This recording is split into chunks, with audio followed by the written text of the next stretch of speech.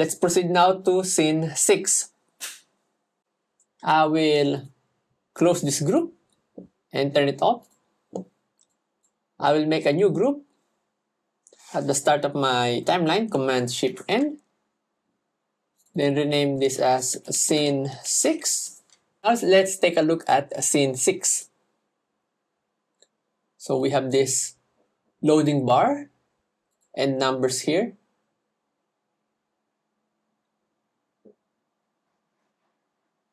And then change to a screen and there's a person watching the screen. To do that, so you follow me, press R on your keyboard, then click and drag. Let's reset the position. Let's group this, Command-Shift-G. Let's rename it as loading source. And then let's duplicate this, or no, we will not duplicate this one. Let's turn off the fill, then check outline. Okay, we have this. Then here on the loading source, press B on your keyboard, and then we will make a Bezier line similar to this inside the loading source. Then turn off fill. Then here on the outline, increase the width of this one. Almost the same height with the rectangle. So let's reset also the position.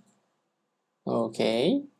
Then here on the start cap and end cap, change that to none. And then we need to animate it using the last point offset.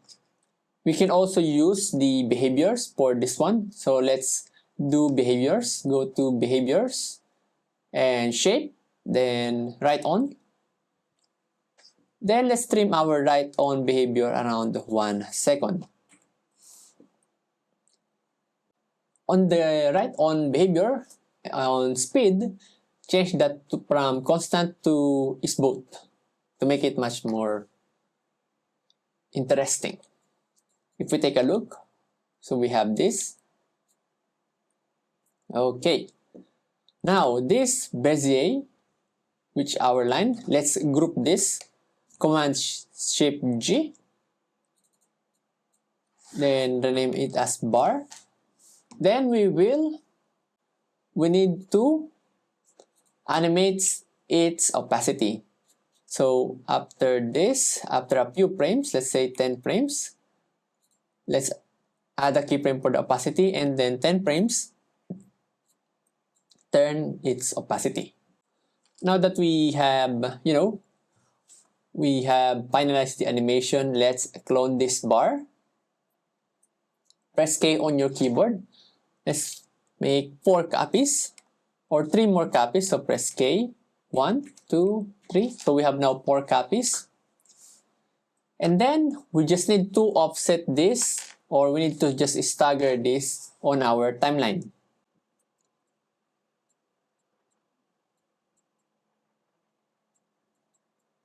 Now let's take a look.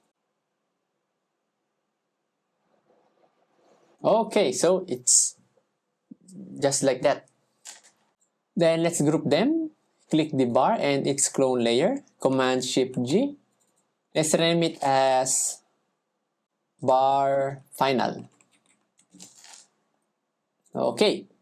And then at the end, okay, around here, maybe 620, we need to animate our outline of our rectangle.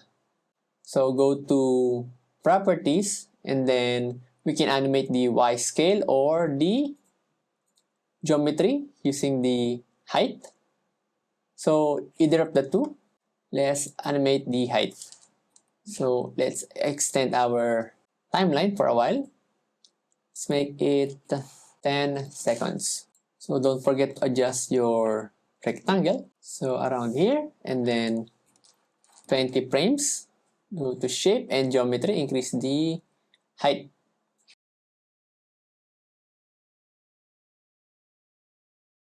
Then here on our bar final, this last one, let's see around, okay, this one, around 520.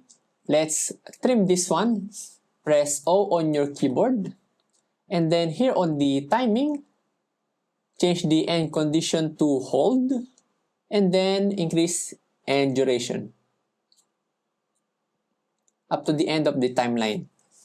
Now, this is very important. Oh, I mean, that step is very important. Then around here at 620 or around, let's say 7 seconds, we will animate the Y scale of this layer. So 20 frames also. So 720, let's increase its height or its Y scale around like this. Then let's select our rectangle. Go to the keyframe editor, this one. Then select both of them, Ctrl A, and then extrapolation, Bezier. We will now change the handles of the keyframe. Okay, my mistake. This one just turned like this. Okay, so that's it. Then here on scene 6, the group, I will make a circle. Press C on your keyboard. Then change or reset the position. Then move it a bit around here. Then go to shape. Here on under the fill mode. So fill mode, change that from color to gradient. Then change the colors. Then we can adjust this one. Something like this. So if you want to see the handles for adjusting the gradient, click this icon and then adjust item.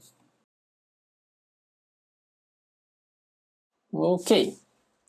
Maybe let's reduce the radius of this one and adjust its position. Okay, so this, just like this. One thing I forgot is around this period, let's add some randomize or wriggle effect for the opacity. So let's do that.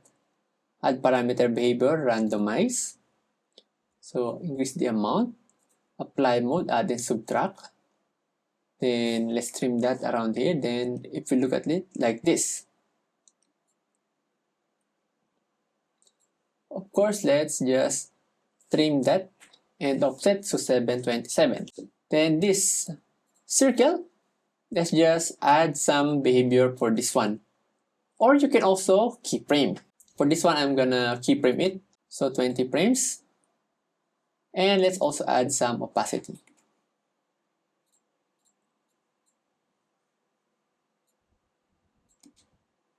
Okay, so that's scene 6.